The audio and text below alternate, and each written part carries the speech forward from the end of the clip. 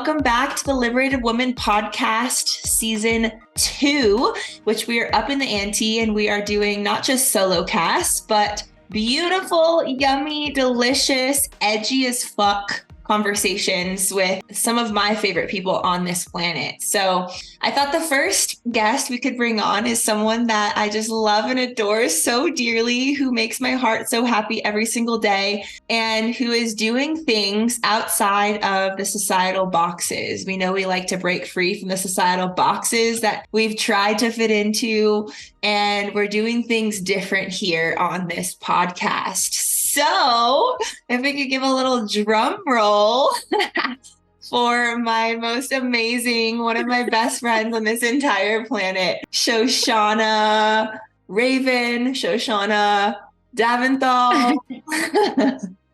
Who knows what her last name is? She's so mysterious. Who is she? Anyways, this is going to be beyond just an interview. This is a conversation that is going to rock your worlds. Shoshanna, go ahead. I'm already talking in accents today, so I'm feeling weird. I'm feeling out of it. Anybody else too? Like Shoshanna Raven is my name that I made for myself when I launched my podcast, Living Brave, that turned into my business. But I love the blue check. You got to get the blue check. You know, this is like, I've got to make sure that I'm covered. And so I had to put my real last name on there, and now I'm confusing everyone. They're like, what's happening? Who is she? Which one? But it's like 2 expressions of yourself in one. So. It is the woman and the legend, which is actually a real thing. Yeah. Your brand being this intentionally crafted piece of artwork where you dial up these pieces of yourself that you want to share with the world. And then you have the human. And I think that's such a good place to dive into. First of all, just tell my audience, tell the Liberated Woman listeners who the fuck you are and the art behind your existence. Oh, okay. Well, I have a community called Living Brave, and we are a movement of shame slayers. So really, this all began with a small little podcast all about breaking shame and transmuting shame into power. And I really went public and talked about what at the time was my deepest, darkest secret, which was genital herpes.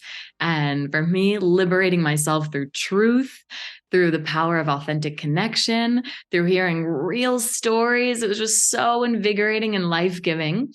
And so the movement has always been about the full power that lives on the other side of doing it scared, bravery, and bravery compounded over time equals confidence. And confidence is so magnetic, and growth by way of embodiment, walking the talk. And so along the way, I absolutely love working with other female entrepreneurs, other visionaries, other women who have their own community-centric businesses, and really helping us tap into wealth, create wealth from the inside out, millionaires from the inside out. We're on the chill rocket ship. So really the whole movement is about how we get shit done and how we change the world, but we do that in a way that is so feminine, so life-giving, so artistic, how we relax into the doing. We're all on the chill rocket ship, cheersing our glasses of sparkling water, champagne. We don't even feel like we're moving, but we are going so fast because we're all about the quantum leaps, but in a way that feel so good and so right. And so we've grown really fast in my company at Living Brave. Kind of the business is a byproduct of, who we're being, and then really looking at an understanding of energetics and embodiment to actually innovate the strategy and find new pathways forward that feel good, that feel authentic, that feel inherently feminine. And so we have grown from a community of less than 1,000 people to, double, triple, quadruple, and really build this movement to now we've passed 6 million in the business, all organically in less than 4 years. It's been 4 years since we launched the podcast. It took me 6 months to actually sell any coaching. I was just I need to use my voice. So many of you probably feel you have a story that you're meant to share, and it's just the truth. And from there, just continuing to grow and evolve and helping women expand who they are versus so much of traditional business. And honestly, the traditional way that we've been taught to succeed in life is by defining ourselves and fitting ourselves in a box, which is why I love that you started us off with women who don't fit in a box, like women who are not meant to color inside of the lines. And it's just so liberating to give people a pathway to expand and discover who they are versus try to hone in on and define who we are. Yeah. Oh my gosh. If you're not sitting at the edge of your seat already, like, what the fuck are we about to talk about? I feel like I was going to say buckle up, but that might keep you constrained. So I'm get at the edge of your seat. And I'm so excited to dive into more. I'm so happy you're here. I love you. As I feel like a place to just start is really with shame. I feel like so many women have so many things that they hold shame around, whether it's the stories from their past, whether it's an experience that caused them to hold something in their body like genital herpes, or whether it's around finances or their desires. How did you get to a space where you were able to start to share something that felt at the time so deep, so dark, and that people weren't talking about? Like, were you afraid of what people were going to think? Like your family members? Like, what really was the catalyst or the fuel to help you share it? Speak about it. Yeah. So I could say so many things about what shame is and how to break free from shame, but I'm actually just going to bring us to the story. And this is something that I love to offer my clients. And I feel like is so liberating when it comes to being a leader, being an expert, being an influencer, like realizing that we can move our people to feel into action by way of our own embodied stories so people come to conclusions themselves. So for me, this was the end of my life. Like I'm in Nepal, I'm 24, 25 years old. I feel like I'm the most confident, liberated version of myself. I have a bunch of freelance writing gigs. I have found yoga and meditation. So I'm like, I'm more than my mind and my body. I'm so enlightened. And I get really, really sick, 104 fever, nerve pain down my legs. I'm in Bhaktapur, Nepal, working at a kids center for untouchable caste children. So that means that these are children who spend the whole day looking for, garbage and plastic to exchange to a slumlord in exchange for food and lodging. And so I'm already in a really like, where am I in the world? Staying at this guest house, this French guest house, like maybe $2 a night. And I get really sick. So sick that it's like Biscuit Jatra, the New Year's celebration. There are thousands of people in the square. Literally all the men from the town come in and they play tug of war in this giant chariot. I'm like holding on to this Ganesha statue. Like, I'll be fine, I guess it'll go away. I buy $1 antibiotics, like just at a kiosk on the street. It's not working. I'm like, okay, so whatever this is, it's not going away. It's getting worse. It's getting worse. I go to the doctor and he's like, yeah, you have typhoid. Again, speaking in Nepalese, speaking to the guest house owner, he won't even look at me because like I'm a woman. And so I'm getting frustrated and I'm like, but I have the typhoid shot. And I start to tell him about some of the women's health stuff that's coming up for me, like the fact that water is like pouring out of my vagina involuntarily. And he just looks at me and says, women sometimes just get stressed. Wow. I like shrieked in that moment. I was just like, and we went back to the guest house and women just get stressed. Yeah, women just get stressed. I literally just felt so defeated. I opened my phone and I just Google searched. Like I had this feeling and I Google searched HSV and I Google searched herpes. And in that moment, I had seen some little cuts down there. And that's like the pre-breakout. And I just saw these anonymous forums online full of pain and shame and guilt and regret and fear. And I just knew, like I self-diagnosed, I knew. And in that moment, it was an ego death. Like my life just crumbled before me. I remember looking at old photos of myself, seeing someone else like, oh, she had a good run. Like, oh yeah, it was just about time until something like this happened. Like no one's going to love you. And I was just cried and cried, felt so bad for myself. I was in so much victimhood. Like oh, everything happens for a reason. And so this was meant to teach me a lesson because I did something wrong. And I remember waiting in line for the bathroom for the shower. I was staying at a hostel, right? And there was a super hot French guy waiting in line. And all the girls were like swooning over him at dinner the night before, but I could barely keep my head up. And he's like, oh, hey, he's trying to talk to me, Like, I'm actually like going home. I flew home. I was supposed to do the Annapurna circuit, like pinnacle of 2 years of solo travel. Instead, I'm flying home. And he's like, oh, it's probably the pollution, right? I'm like, yeah, probably the pollution. I get back into my room, like lay on my bed, start crying, listening to my Bhakti yoga playlist, and I hear a little knock on the door. I open the door. It's the fucking French guy. He's like, I forgot to ask a name, and I'm like, Shoshana, I'm like, I'm never going to have a romance ever again. Like, it's over. And, to go through that kind of life crumbling situation, kind of repress it like we do when we're like surface level spirituality. We're more than our mind and our body. I moved to Denver and I find myself in the same kind of patterns that I was when I left New York. I get to India and I am enlightened and I stop drinking. I stop, going out. I find spirituality, and then the human shit comes up, and here I am in Denver, a yoga teacher now, but I'm going out 6 nights a week. I have no filter on who comes in and out of my life. I'm crying myself to bed at night. I do acid at a house party. Like, I'm literally like, who am I? Where am I? And I don't like myself. And so I hear that voice come to me, like I'm sure you have. Thank God, we don't just hit one rock bottom in life. We reach many. And I hear that voice and it says, hey, babe, you know exactly what to do. You can continue to seek outside of yourself and you can keep doing this for as long as you want, or you can pick yourself back up. You can fall in love with yourself again. You could become your own best friend. Swear to God, that next day, I cut out 80%. This is what a quantum leap really is. You cut out 80% of the thoughts, the actions, the people, the experiences in your life. I cut out all the people that I was honestly using to make me feel better about myself, who weren't a match to the kind of life that I wanted. I stopped going out. I got really, really healthy. I ran a half marathon. I traveled across the US and like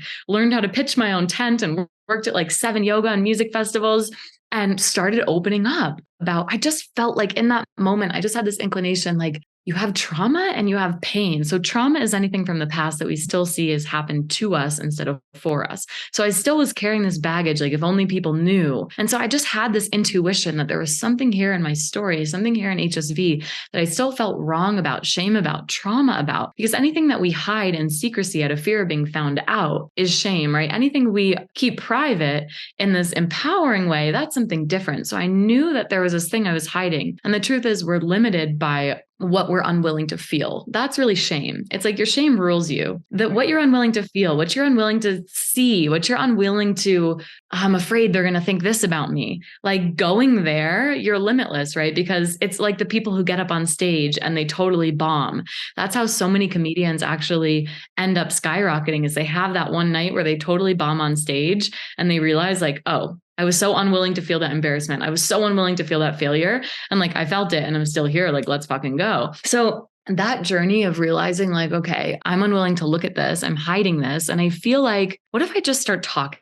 Like opening up, not telling the fucking world because someone tells you being vulnerable online is going to get you clients. I didn't even have a business. I was just like, I am ready to change my fucking life and my reality. And so I started opening up and telling people about HSV, whether you were like the person at the nail salon or my Uber driver or my trusted friend or a family member. Something I found when I started to shift my perspective around my story was that the energy that I came at the conversations with dictated the response. So in the beginning, I would snot rocket, cry, feel so bad for myself talking about HSV. Most people would then get really nervous and be like, oh my God, I'm so sorry. But thank God it's something that 2 in 3 people actually have, and 1 in 4 people has HSV. So after my sob story, a lot of people would just wait for me to finish and then be like, me too. Yep, I've had it since I was 17. Yep, I've had it since I was 16. Yep.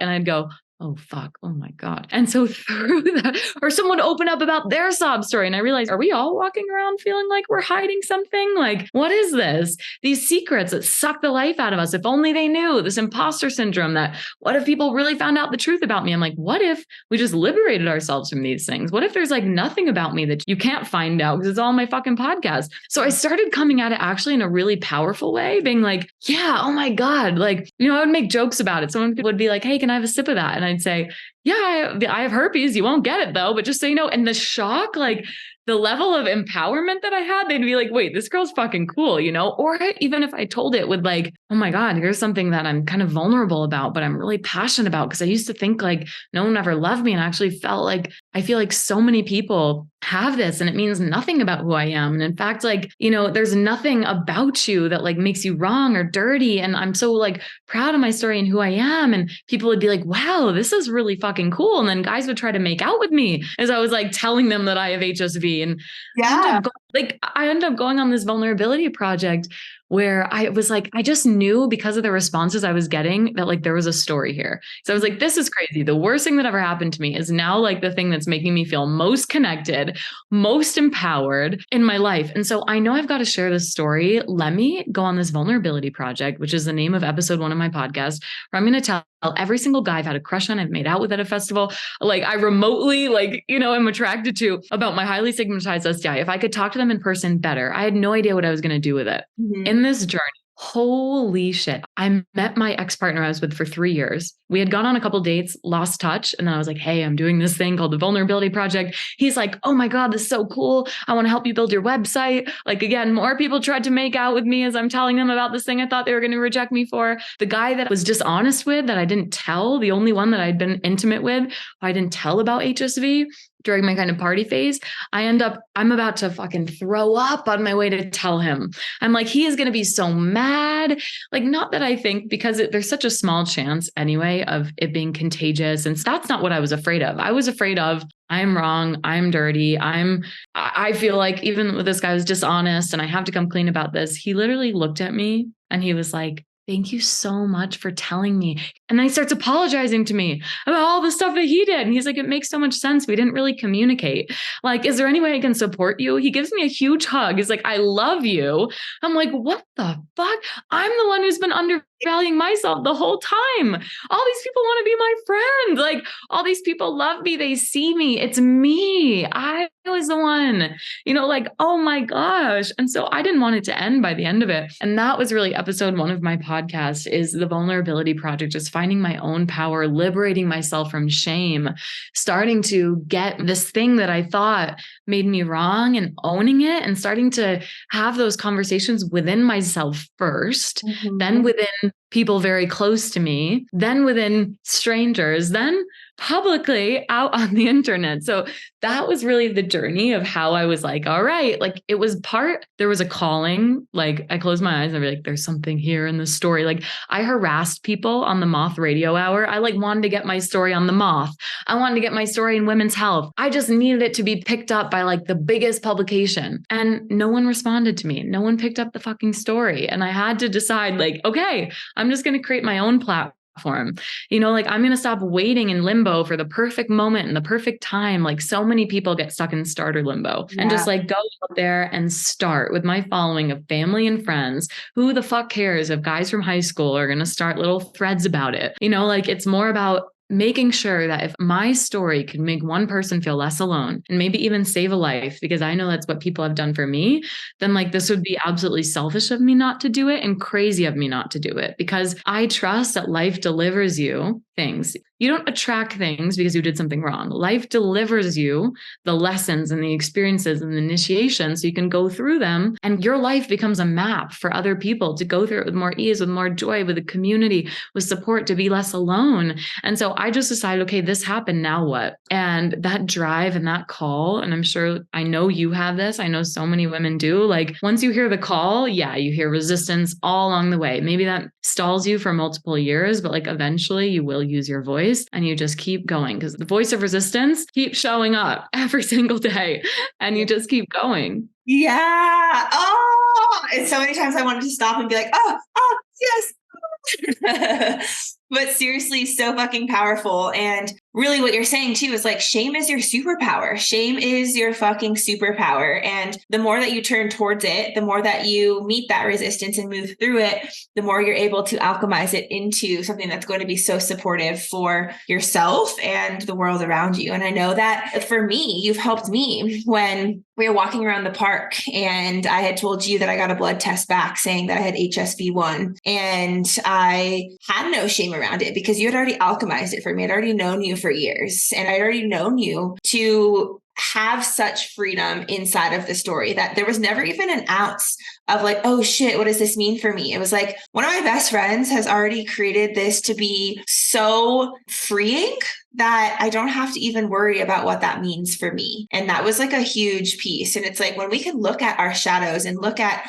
those things that we've been told are ugly, disgusting, that we want to turn our head away from, that are so scary, so frightening to speak about, when we can actually say, hey, hello, who are you? Can I get to know this part of myself that I've been running from? That's where we get to be so liberated in how we show the fuck up. And I know for me, there was a time where I was on TikTok and I was talking about how I had this deep shadow of really inside of me. There was like this subtlety of like, I always wanted to turn my head to see the man that had a partner, right? Like I always would attract the man who had a partner, whether he was in a partnership or he was coming out of a partnership. And I started to recognize this shadow within inside of myself recently where I'm like, oh shit, this part of me has like almost like a kink or a turn on, or there's like a dark side of wanting to see like if someone's man will give me attention. And this was like many, many years ago. And someone came to me on TikTok because my TikTok is blowing up in the dating world. And I was telling my story about how I always would attract men who had partners. And I wouldn't know that they had partners, but it was like this unconscious thing within me. And the person was like, well, if you attract who you are, not what you want, then you must be someone who wants to attract men that already have partners. What does that say about you? And I was like, I've already recognized this within myself. I was like, it says that at that point, 5 years ago in my life, I was subconsciously wanting to attract those types of men. So thank you. I appreciate you calling that out. And it like did nothing to me inside. It didn't make me think I was a bad person or that I was actually like, this is how I show up now, or this is who I am now. It was like, yeah, that part of me then was that. And that's okay to recognize and acknowledge. And I think that so many people want to run from those parts where it's like those taboo topics that people don't want to talk about, or there's pieces and parts of us that like most people would like say are shameful or disgusting or out of integrity. And it's being able to look at that and be like, that's me. And I think that so many people want to preserve themselves from what other people think,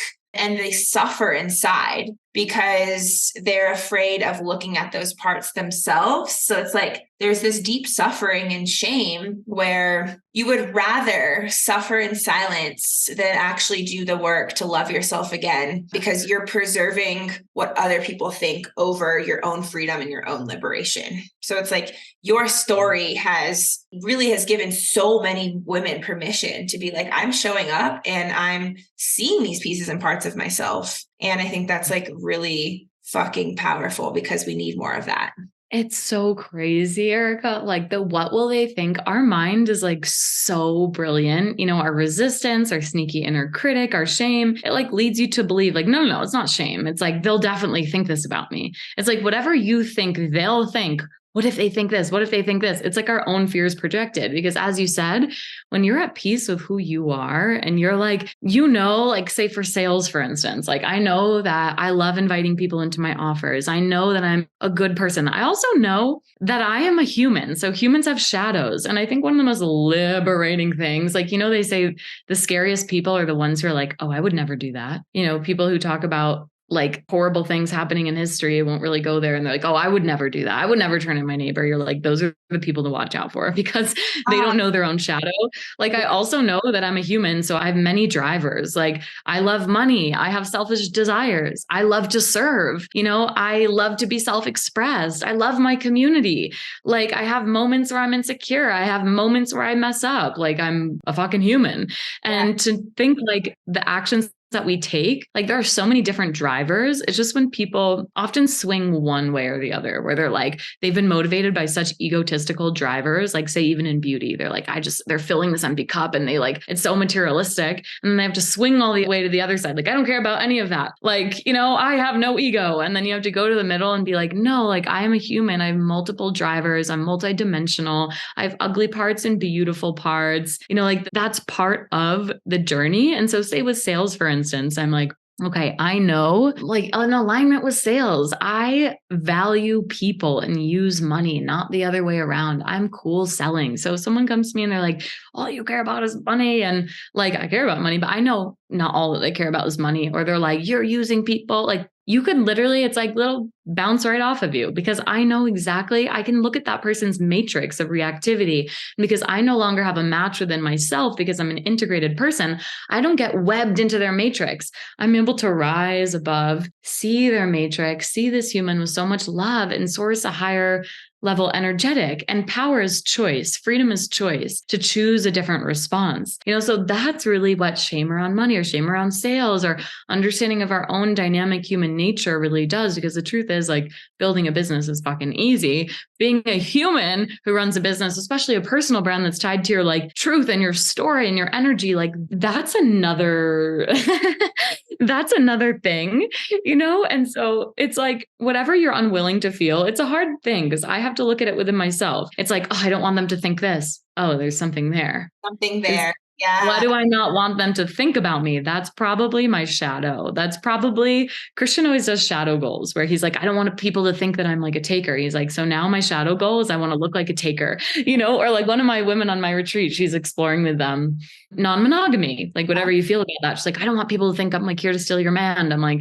that should be your fucking marketing slogan. Here to steal your man. Like, play with it. Own it, like this is like that gives you so much fucking power. Like that's exactly what I was explaining in just like a little bit ago, was like there was this deep shadow within me that was like, would your man leave you for me? Like, would that be a case? And like, while I wouldn't act on it, I would actually feel so embarrassed and shameful that I would try to like overcompensate and make sure that like that never came out and that was never expressed. But actually, like, if I didn't look at it as a shadow, then that would be something that would come up and get loud. Because I always say your shadow is like that nagging like dog, or you're the nagging little kid inside that like you don't look at it, right? Say you're like working and there's a child or a dog or someone that wants your attention and you're like working and you're like, it's like, hello, pay attention to me. Hello, pay attention to me. And it's like, gets louder and then maybe it starts to cry or bark. But the minute you're like, okay, hold on, let me just put my work to the side for a second. Let me look at what that nagging thing is. Then it's like, ha, just kidding. And like runs away, or the barking stops, or it doesn't really need anything. It just like needs to be seen. It's like, those are the parts inside of you that need to be seen. It's like, if you're afraid of sales, if you're afraid of fucking money, if you're afraid of being sexual, if you're afraid of being someone that looks like they're promiscuous or whatever it may be, it's like looking at those pieces. And I think the piece you also said was the dangerous people are the ones that say they would never do the thing. I always say this with my clients, like, if you're not an angry person, or I'm not, basically I'm not an angry person, I would never do that. Those extremes are very much the pieces inside of you that are going to erupt, because they're going to get so big and they're going to get so loud that eventually you're going to pop the fuck off inside of the grocery store at someone or whatever it may be, because those parts are not integrated. They're trying to be seen like that nagging child, when you can really own, no, I am a human. So I have anger. I am a human. So I feel shame. I'm a human. So there is greed. There might be lust. There might be all of those things that we're told not to. And the more that you can say, hey, come here, take a seat next to me. Let me get to know you. I want to know what you're trying to teach me and reveal to me. That's when we can come into that integration. Oh God, Erica, this is so good, because this is like part of magnetism that no one really like wants to talk about. Like magnetism, dress up, do mirror work, like feel your fucking body. Like here's the branding and the sparkles. And like the reason why people often ask me like, Shosh, are you always this excited? Like, first of all, no, there's a reason, I'm in alignment with my work, or like this is what I teach, but it's like, are you always this excited? Like, wow, it's so magnetic. I want to learn how to be magnetic. But it's like all this stuff, it's like there's space within us. So if we're someone who we're constantly being triggered, where we're constantly like, if you're constantly being triggered or hiding who you are or suppressing, it's like you can't actually be yourself, right? You're kind of always performing. And especially us women, we have animal bodies. So it's like, this is why someone can say something and you'd be like, and someone else could say the same thing and you're like, ooh, it's like, it was the same thing, but like the way you are being and the way you are being, like that's energetics. There is no like energetics and strategy are one and the same, like who you are being as you do the thing. And so energetically, that animal body, like someone who doesn't have space in themselves because they're constantly like suppressing and triggered, and that person is going to be so repellent. Right? They're going to be performing versus, people have an integrated shadow and they're just like, what you see is what you get. And people are like, oh my God, the crazy thing is she's like exactly the same in person. Or like, yeah, what he's like kind of like wild and out there on stage, but he's like just like that when you meet him. That's someone who's like, they're not performing. That's who they are. And there's just something so like truth in this world, especially in a world of lies. It's like, wait, what? Like you just become this magnet for people. And you also have space within yourself to feel, because you can feel the depths of everything. It's like duality, you cut off one emotion, you cut off all of them. But when you're like willing to feel, you become like this joyful, happy, energetic person, because all those stories and things that get lodged within you, I actually feel like I've seen a visual of it before, that like they're all like, it's trapped energy. Like all your stories are like kind of surrounding this like bubbles of like trapped energy. And once you start to be like, you like get them out there, all of a sudden you're like, holy shit, like you have your life back, like you have your energy and vitality back, because you're not like trying to be someone else. And you actually, by way of like you doing that, you become a gap in the conversation. Like you become the standout. Like my clients are like, so I could either like talk about this thing and be like really generic and like maybe make a living, or I could talk about like this fucking thing over here and like what I really want to say. And I'm like, yeah, I think you should probably do that one, Like, and it's like, even I would say probably in the past like 4-ish months, I was realizing like I was putting on this like sense of performance in a way. Like the parts of me when you meet me in person, I'm the same in online and in person, but I'm more amplified in person. Like I was recognizing how I was like such a dulled version of myself, because there wasn't that space to be like, no, I actually cuss a lot. I actually am very sexual. I actually am very loud and expressive, and I'm deeply spiritual, but you probably wouldn't recognize that because I like nice things and I am bougie and all of that stuff. And like the more I started to really meet those parts of myself, like I'm getting responses now where it's like, whoa, like your heart is blasted open, or what's happening here? Or like my Instagram reels are getting seen more and there's more views. It's like, because I'm just being me with nothing to hide. And I'm not shielding, I'm not filtering, I'm not guarding, armoring. I'm just like, this is who I am and this is what you're going to get. And so I even recognize, like I just came back from a series of, I held a retreat this past weekend, and then I did a series of 3 combo sessions myself. And even through just posting photos, I haven't even spoken much on my story. I've had a handful of responses in the past like couple hours, like, holy shit, your heart's blasted open. Holy shit, what happened? It's because like I've been able to meet those parts, and I like gave a promise to myself that I wasn't going to be the mentor that like sits on the front of the stage while you're all sitting in the crowd. It's like, I'm going to show you like who the fuck I am when I'm being with my friends, and it's like, that is the more magnetizing expression. And when you can really be from that space, it's like, oh, people have an exhale, because there's so much filtering and so much fucking guarding and armoring in the online space and in life in general, that people are tired of it. They're over it. They're like, what's the realness though? I want to know that like you're also human. And the more you can express your humanness, the more people you give them permission to be in their humanness as well. Absolutely. It's like, and the thing that takes it to the next level is like humanness plus leadership. So like how I'm leading myself through it. And I think sometimes what people do is they're like, especially leaders are like, okay, I guess I have to be vulnerable. And they're like, ooh, is this kind of weakness?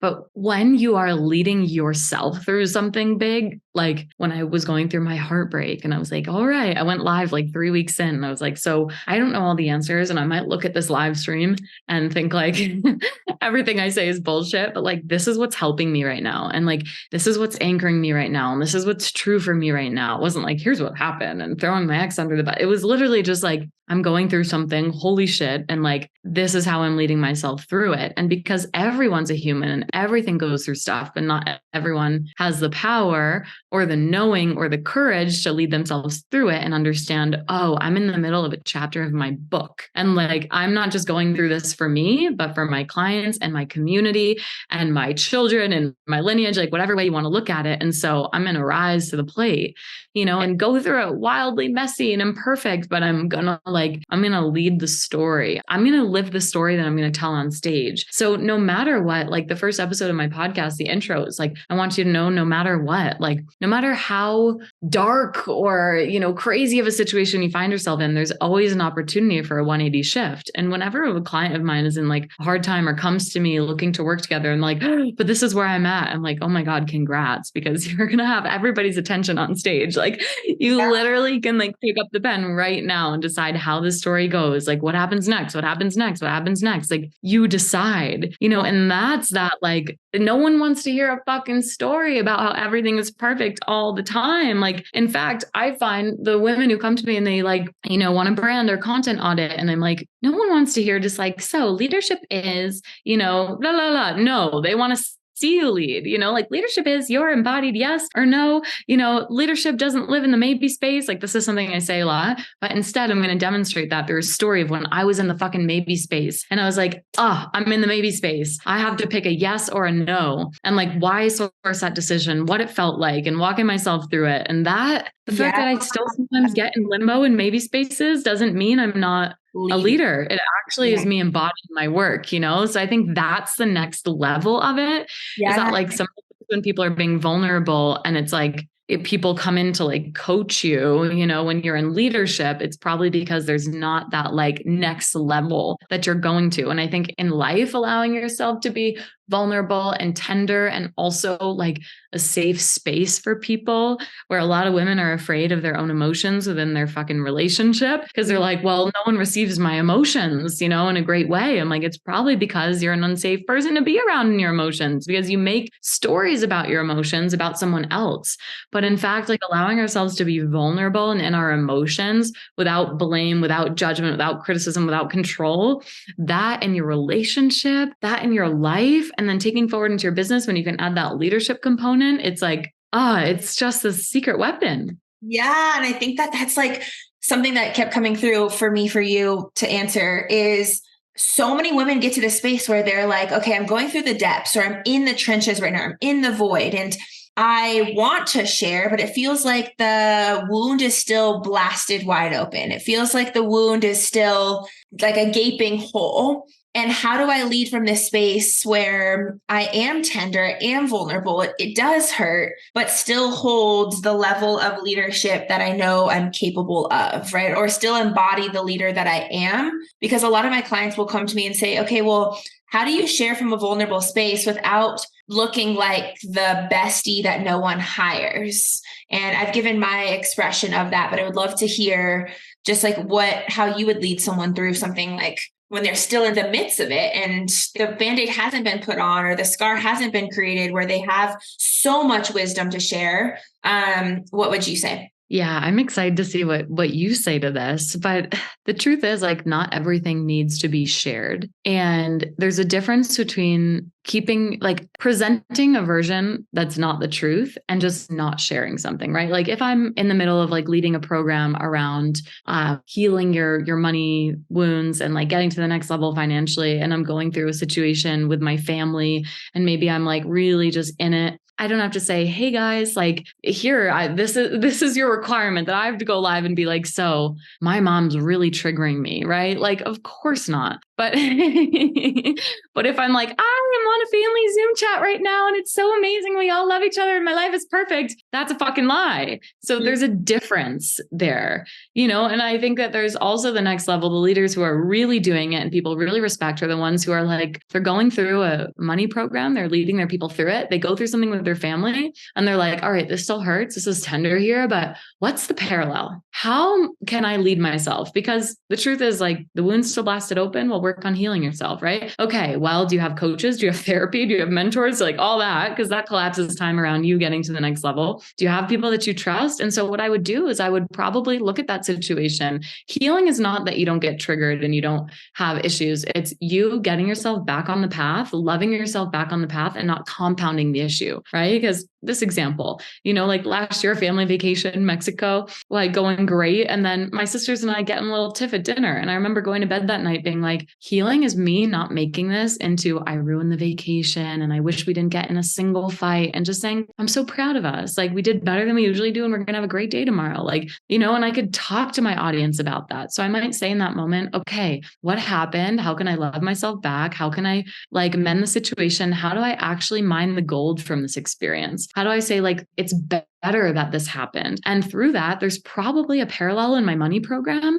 that I can go and share with them. Hey guys, you know what I'm teaching you about money? Like, here's what happened with my family this weekend. I felt like, really bad about it. And then I took this principle and I'm teaching you about money. And here's how like I'm walking myself through this thing. And I want to share this with you because the reason I'm teaching you guys is not because I'm like perfect. I'm literally implementing this stuff every day. And like, look, it works. I feel so much better. And so I want to share that with you.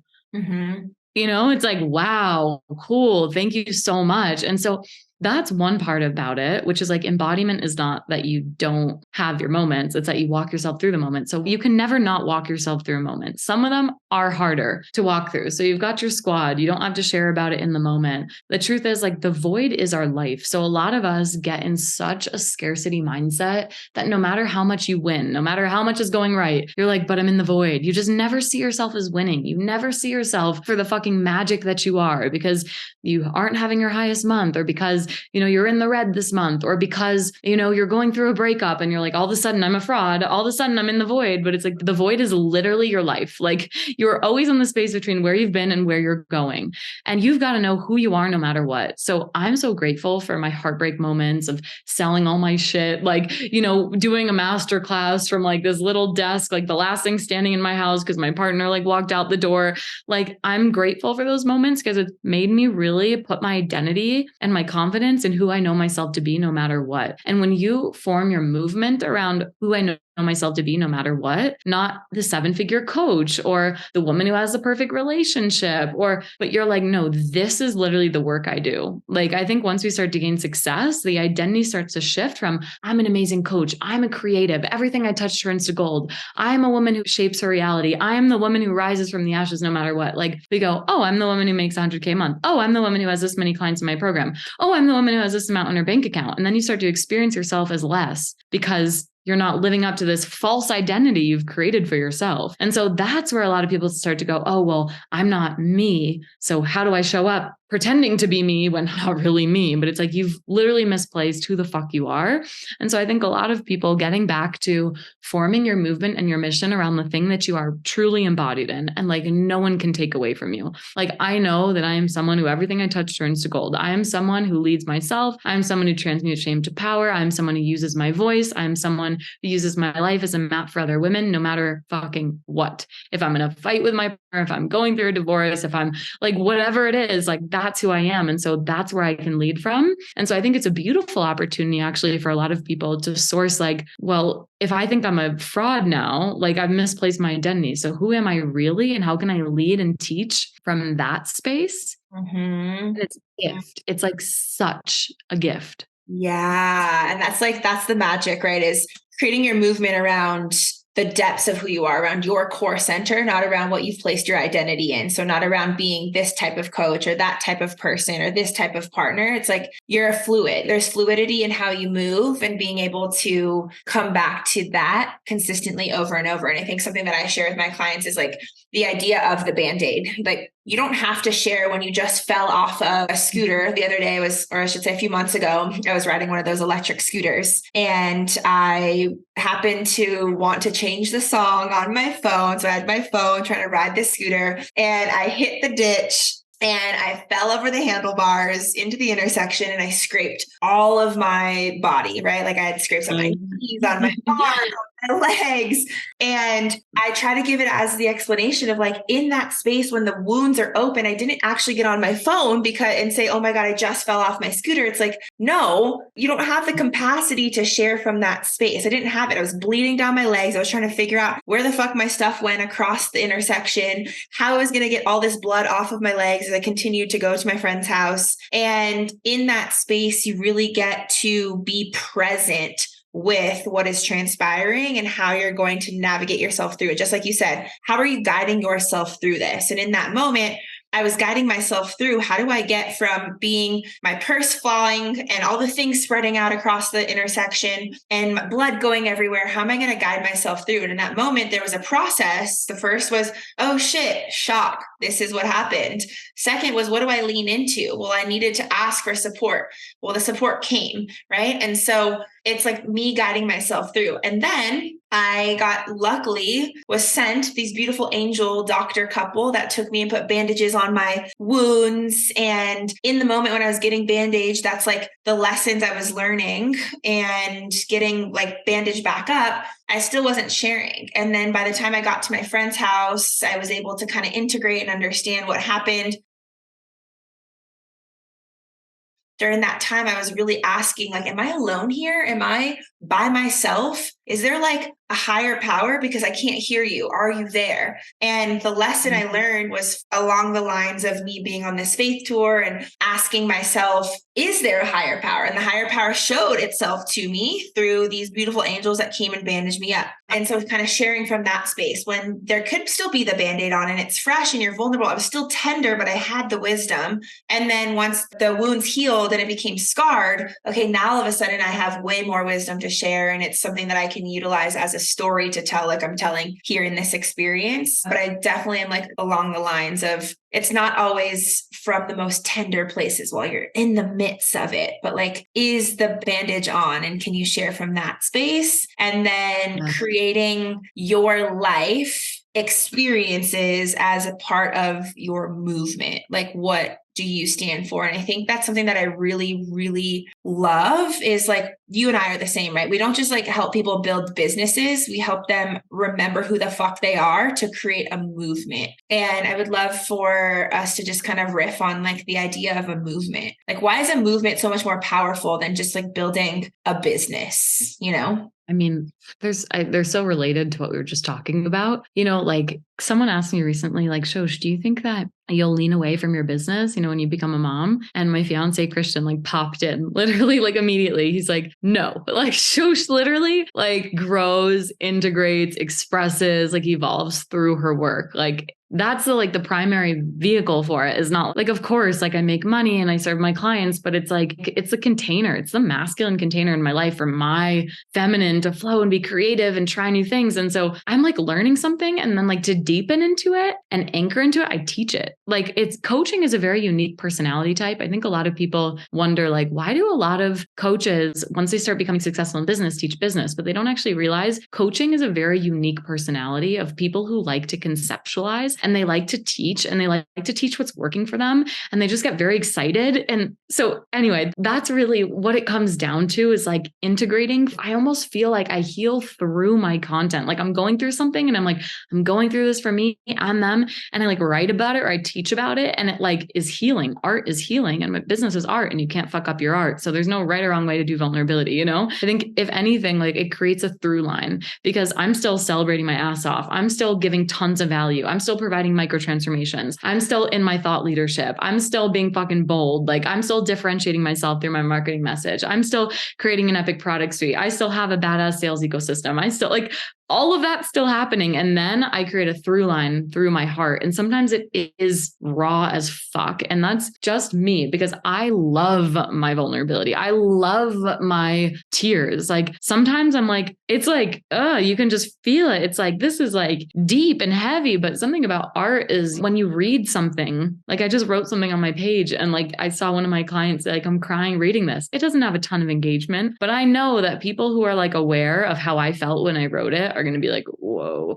And they're just going to like feel something. A lot of people are creating things from the head, which is fine. But when you can just feel anything and feel it and share it, and feel proud of it, like it's okay. But if you're in a wound and you're just like proud of your wound, there's something about that it's not a turnoff unless it's a turnoff for you, you know? And so when it comes to building like the movement versus the business, they're actually not like mutually exclusive. It's like the business is a byproduct of the movement, or the movement, it actually works for the business. Like a movement, a group of people who are called forth, in this empowering way on where they are and their unique qualities and characteristics. And we have a shared vision of where we're going. And you, as the leader and also as a marketer, understand that you need to provide them a unique vehicle, and this is really how you position your offer, as you position your community. It's like, this is a new way forward. When you think about any book that you read, like I just started reading a book called The Hypomanic Edge, and literally I'm 5 pages in and I'm already telling everybody I know about this book because it has a great idea. It like speaks to me and I see it. It's like people who are wildly enthusiastic and like have this like mania where they get really high. And he offers this pathway of why this is happening and how to use it to your advantage. I go, I'm bought in because it's speaking to me where I'm at. It's giving me this like big idea, this new vehicle, right? I talk about the chill rocket ship. Like, hey guys, it's actually like most people are just hustling and the rest of them just think they can like manifest their way by doing nothing, sitting back and relaxing. But there's a third way where you relax into the doing of the things, where we creative, innovative, like it's the chill rocket ship. And people go, oh, okay, yes, that's me. Yes, that's where I want to go. Yes, this is what I care about. This success and wealth looks like to me. And I like this vehicle you're inviting me into. So that's really like the movement, because people start to share your work for you, right? They're like, I'm proud to be a part of this. This is my identity. This is new. Me telling you about the book, people like to share about things that are fresh. They feel kind of cool with their friends. They're like, I learned this new thing. Oh my God, this new book, like, oh my gosh, I just joined this community. It's so cool. Listen to this like chill rocket ship thing. This girl who like literally talks about herpes and then she talked about this and then she built this like $6 million business. There's literally 2,000 people on her email list. Like, it's so crazy. You got to check it out. Like they want to talk about it because there's like, it's a movement around something that's like a gap in the conversation, a movement around an identity that people want to connect with. And there's actually intimacy, and so for me, I've never gone viral. We have a very small audience. It's been through real relationships. Like community is about relationships. Sometimes you have to ask ourselves, am I in the business of influencing? Am I in the business of followers? Am I in the business of community building? Am I in the business of making money? And so I've been in the business of community building and making money, right? And those are very much linked together, because when people start to value themselves, they start to have an identity shift. They start to want to be a part of something. They start to see themselves transforming. They're a fuck yes to join your containers, right? And it generates momentum in the business. And so I have a ton of fun with the business side of things, but to have the movement first of people who are bought in, once you're bought in, it's like, if I feel that this is the way, then it's my logical next step. If I want to actually transform my life and get higher touch support and get closer proximity and get more premium exclusive experiences, to say yes and generate momentum in the business. Mm-hmm. Yeah.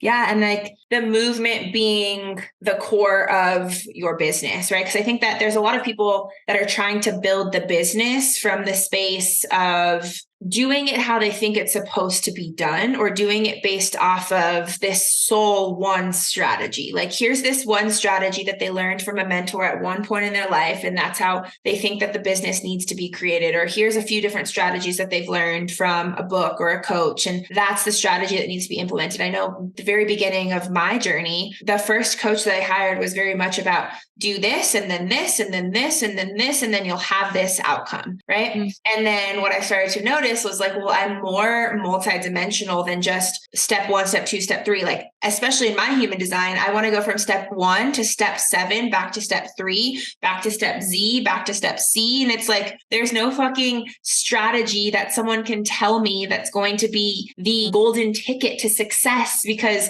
I don't operate the way that you do, right? So it's like, there's so much in creating a movement that is going to support people that have been trying to do it the business route of like strategy, to really make it about the evolution of them, right? A personal brand is when you grow, your business grows, or when you grow, like that's how you share and that's how you continue to evolve your business. And I think that a lot of people get so stuck or caught up in like, well, I was this way, I was this type of coach, or I was this type of business owner, I was a esthetician, or I was a hairstylist, or I was a fitness coach. And it's like, they get so stuck because that's how they created their business, rather than knowing that there's an evolution happening, or to sink into the movement. Yeah. Absolutely. And, it sounds like a lot of people teach tactics, which there's nothing wrong with that. But like, you can't really separate energetics from strategy because energetics is just, who you are when you do things and that kind of animal body that we're talking about and kind of why it works. Like, for example, an energetic would be make it fun and easy for people to buy. A strategy could be, do a dramatic demonstration where, you do this like, you do this sale, like for instance, Christian and I want to get a new coffee machine. Like, okay, we'll do this, like do it, find something that you really want and then run this like crazy, like, this is what I want to buy in my life. Like, help me buy my espresso machine or like pay off my credit card debt or whatever it is. And you just make it fun. And like, for me, like Money March, I was like, I'm going to do a 30-day sales challenge where I'm going to do a riff every single day. And it's just $30, fun, easy for people to buy. That's just like the energetic applied to here's a strategy. Oh, you could do Black Friday. You could do a dramatic demonstration. The tactical application is, okay, what does it actually look like based on you and your strengths and your goals and how you like to deliver things? So that's kind of the way that it goes. And so a lot of people who follow like, okay, well, they say I do a 30-day challenge and then I DM people this and it's like, there's no strategy. So the strategy is, why are we doing this? Right? Like, how does this work within the whole business? And if I look at the freaking $1 million 2 weeks or whatever it is that we just did in my business, it's like, fuck, I've been literally applying this strategy. First of all, I've been holding the vibes and the energy the whole time, but I started implementing a strategy like 8 months ago for compound continuity, like compounding cash flow, like different tiers to work with me. I completely revolutionized my product suite. Like, I've been implementing a strategy, a long game strategy for 8 months. If you've just been watching me and you're like, okay, I'll do what Shosh does, it would not work because you don't have the why I'm doing it. So that's who you are, why you're doing it is a strategy. And then like what it looks like is the tactics. And a lot of people are just like, okay, this is tactics that worked for someone else. But if it's not really customized to you, the energetic that's going to work for you, the thing that you want long-term in your business and like why you're doing things and what stage you're at, like it's an understanding that there's honestly no separation between any of these three things. But some people like focus on one, some people focus on two, some people focus on all three, but not to make anything wrong. It's just knowing like, oh, it's our responsibility to understand that. No, exactly. And I think that also comes back down to like knowing who you are. And like, you can't just show up and say like, this is the strategy or this is the tactic or this is like the why. And it's like, you've taken such a journey to like alchemize the shame. Going back to the beginning of this episode, it's like, you've taken the journey to alchemize your shame. There is the vulnerability, there is the rawness, the authenticity. And through that and through the exploration of you and learning who you are and what drives you and what isn't aligned with you and what is aligned, and the exploration and the trust and the faith in, I'm going to try this. And then like, there's a detachment also to what you're doing, right? Like, I'm going to put this thing out and we're just going to see how it goes. Right. And I think there's so much beauty and just fun and play and like yumminess in creating a business when you do it from that space of, this is something that I'm just going to try. I'm going to try to revolutionize my product suite to make it something that feels better, or there's more space for me in my life, right? And I'm going to put this out there without attachment. And so many people, when creating business, it's like there's this like attachment or this like suffocation to the offers that they put out. Like, oh my God, I have to have 50 people join. And if it doesn't, then that means something about me. And it means that I'm not a good coach or I'm not like doing the business thing the right way. And you just spoke like before we were even talking on the recording about how you decided to put out a masterclass and you're like, if 2 people join, amazing. If no one joins, beautiful. And then all of a sudden you've come to this space where it's like, you've had $1 million in 2 weeks, right? Like there is a space of knowing who you are. And that's the work that you've done over the years, because I think that so many people get caught up in like the result that they're seeing from you right now and making it mean something about who you are. And that's why I really wanted to highlight your story. It's like, no, but they don't even know the journey of some people that come from not being on board yet with the movement. It's like, they don't even know what you've done to get to this place. And the work that you've done and that you do every single day that creates your movement, right? Like that's where we really get to illuminate inside of business. And you talked about leadership being leading yourself. And there's a potency that gets shown or gets felt through the animal body when someone does know themselves and knows who the fuck they are and shows up that way and continues to remember that. And that's really like the journey inward, and every single day being dedicated to that. the aspect of the movement being happening inside of your business, and then the detachment to the outcomes, right? Like that's really what gets to create magic and impact. I love that you just shared that. That's a beautiful recap. And I feel like coming back even to the beginning of our call and speaking about like, there's this detachment from the outcome, but also a presence to life. I had a client recently tell me, she's a badass entrepreneur, is like just slaying it. And she's just like, well, if I'm in my feminine, doesn't that mean that they just should fucking sign up and I should just go live my life right now and like not sell? And I'm like, no, it doesn't. Like, okay, like there is an energy of need and a presence and need and attachment to the outcome. But the flip side of that is not like, fuck it, you should just want it. And like, there's a presence of like, but I care, like, but I'm devoted. Like, I do care if you join. Like, I do care if this works. Like, I want this to work. And it's really brave and vulnerable to like give it your all. Like, I give it my all, you give it your all. Like, yes, we can have a surrendering to whatever is meant to happen, is supposed to happen. I'm going to fall in love with the process, but there is a level of devotion. Like, that's a feminine energetic, the flip side of discipline, of like, I'm going to follow through in service to love and connection. And I think that's really important to speak to, that like, there is this, like, I am going to give it my all because I'm unwilling to reconcile with myself 10 years from now why I didn't put both feet in. It's scarier to me not to leap. It's literally scarier for me to play it safe because I'm afraid of not meeting the woman I'm supposed to become. Like, I can't live like that, and there's some kind of like, there's a movement to that that is really important, because people can listen to podcasts all day long, but like, it's about you moving. It's about like move, not just like, yay, okay, cool, another day.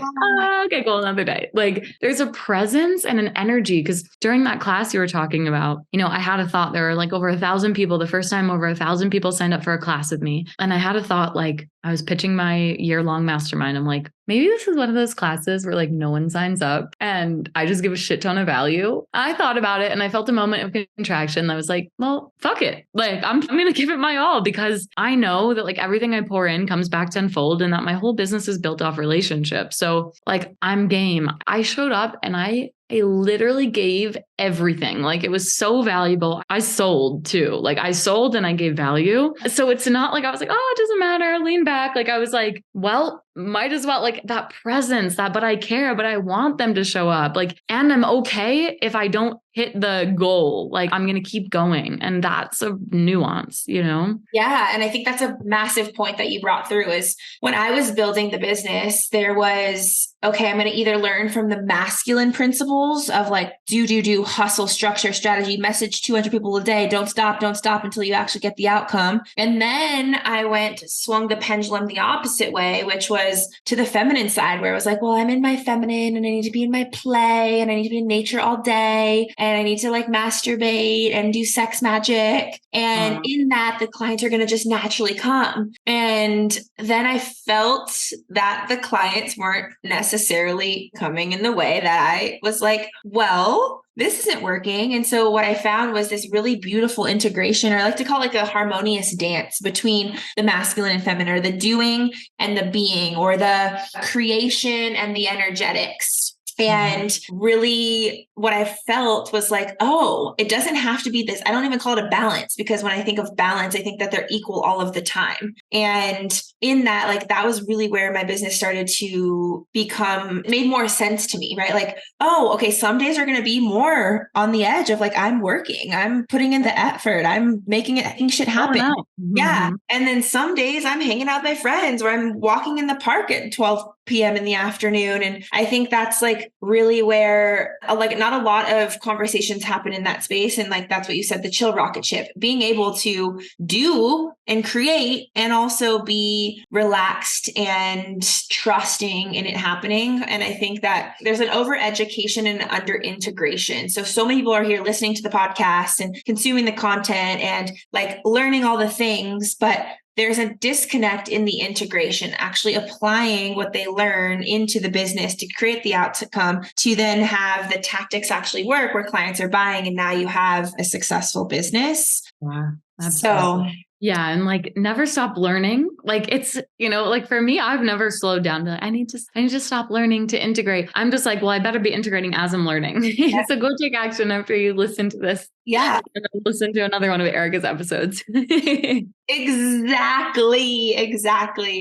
Oh my gosh, so many fucking epic things. Slay your shame, get fucking in the depths with your shadows. Allow yourself to meet those pieces and parts of yourselves that you've been running from. So just ask yourself right now, like, what have I been saying? I am not that. I will never be that. I will never do that. Even looking at the projections that you point fingers at when it comes to people on social media or the way people express and share themselves, like those are parts of you that are wanting to be seen within yourself as well. Those parts that you're like, I'm not that. Why is she doing that? Oh my gosh. Meet those parts. And when you can meet those parts, you can really get intimate with the shadow sides of you. And when you can, then I know you've said something before in a sense, and you can say it back, but it's a woman who has nothing to hide is an unstoppable woman or something along those lines. Yeah, I love that. Yeah. Absolutely. And so it's like, if you have nothing to hide, then you have the opportunity to be seen. And I know that there's a lot of women that fear being seen. If I go viral, then I'm going to get the haters. If I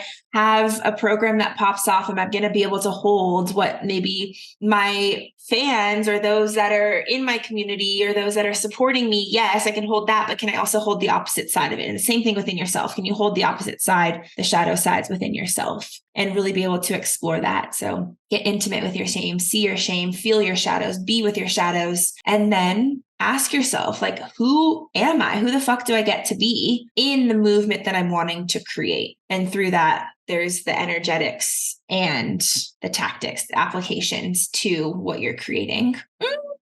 Oh my gosh, what kind of a journey, or holy moly. That was awesome. I love it. Is there anything else you feel like you want to add before I ask you one last question? I'm ready for the question. Okay, so obviously this is the Liberated Woman podcast. What does it mean to you to live your life as a liberated woman? Mm-hmm.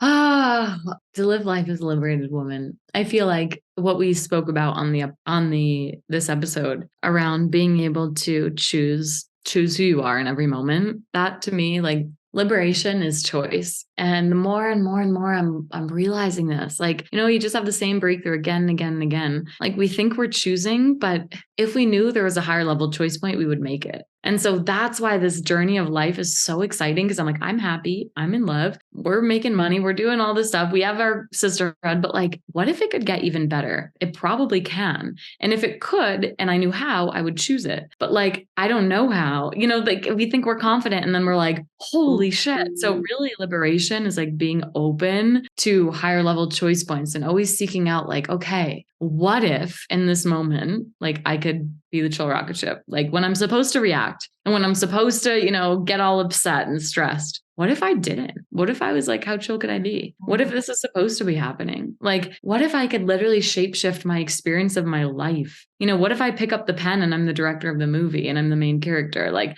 that to me is liberation. Liberation is options. And that's why a lot of people think about, oh, financial liberation. Money is just options, amplification, right? So that's like one little aspect of the options that you have through an aspect of your life being liberated, freedom, higher level choice point. And often the pathway there is time freedom, financial freedom, freedom in our relationships. But past that, there's like a level of freedom in your experience of your life that is incredible. And I'm excited to see how good it gets. Yeah, that's exactly what I say all the time. How great can this get? Like, we think about all the options that come through, like, oh my God, what if this happens? What if that happens? And I'm like, no, well, how fucking good can it get? How great can this get? So I want you to take this episode, go ask yourself, how great can this get? How good can this get? And really see what happens in your life. Wake up every morning asking yourself, what is the higher level choice point? How great can this get? And through that, watch your life exponentially grow, quantum leap. And until then, we will be here on the Liberated Woman podcast. Thank you so much for your magic, for your wisdom. And if you want to connect with Shoshanna, you can find all of her information in the show notes below. And maybe she'll offer you something as a gift for listening to this episode. Love you lots. Thank you so much for listening. And if you liked this episode, if you love this episode, if you're obsessed, post it on your Instagram story, tag Shoshanna and myself, and yeah, share this with your community. We love you lots, and we'll chat soon. Love you.